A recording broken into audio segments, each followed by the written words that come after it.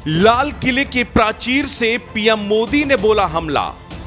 राहुल, अखिलेश और तेजस्वी पर अब तक का सबसे बड़ा हमला। जनता से की इन्हें खत्म करने की अपील।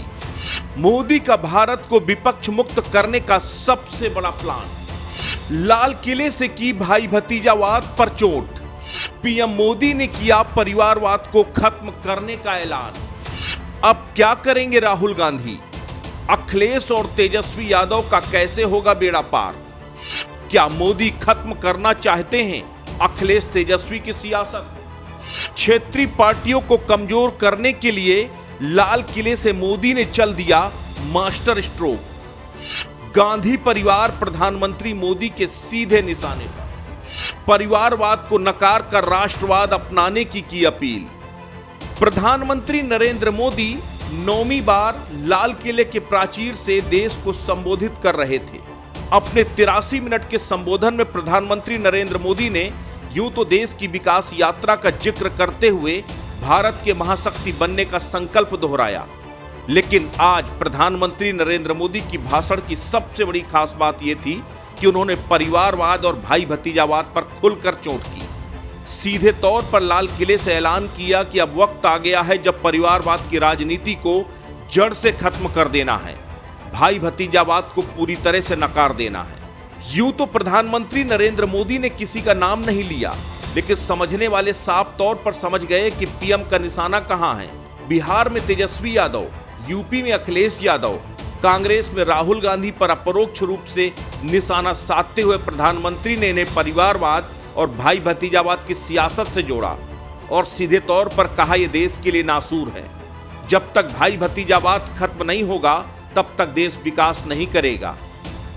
भाई भतीजावाद, और जब मैं भाई भतीजावाद परिवारवाद की बात करता हूं तो लोगों को लगता है मैं सिर्फ राजनीतिक क्षेत्र की बात करता हूं। जी नहीं, दुर्भाग्य से राजनीतिक क्षेत्र की उस बुराई ने हिंदुस्तान की हर संस्थाओं में परिवारवाद को पोषित कर दिया है।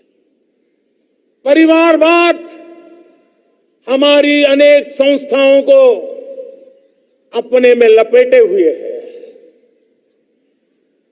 और इसके कारण मेरे देश की टैलेंट को नुकसान होता है, मेरे देश के सामर्थ्य को नुकसान होता है। जिनके पास अवसर की संभावनाएं हैं वो परिवारवाद, भाई भतीजे के बाद बाहर रह जाता है। भ्रष्टाचार का भी कारण यह भी एक बन जाता है ताकि उसका कोई भाई भतीजे के कार्य आसरा नहीं है तो लगता है चलो भाई कहीं से खरीद करके के जगह बना लूं। इस परिवारवाद से, भाई भतीजावाद से हमें हर संस्थाओं में एक नफरत पैदा करनी पड़ी होगी, जागरूकता पैदा करनी होगी, तब हम हमारी संस्थाओं को बचा पाएंगे। संस्थाओं के उज्जवल भविष्य के लिए बहुत आवश्यक है। उसी प्रकार से राजनीति में भी परिवारवाद ने देश के सामर्थ्य को सबसे सारा अन्याय किया है। परिवारवादी राजनीति परिवार की भलाई के लिए होती है, उसको देश की भलाई से कोई लेना देना नहीं होता है। और इसलिए लाल किले की प्राचीर से तिरंगे झंडे के आन बान शान के नीचे भारत के संविधान का स्मरण करते हुए मैं देशवासियों को खुले मन से कहना चाहता हूं, आइए हिंदुस्तान के राजनीति के शुद्धिकरण के लिए भी, हिंदुस्तान की सभी संस्थाओं के शुद्धिकरण के लिए भी हमें देश को इस परिवारवादी मानसिकता से मुक्ति दिला करके योग्यता के आधार पर देश को आगे ले जाने की ओर बढ़ना होगा। प्रधानमंत्री ने करप्शन पर भी जमकर चोट किया।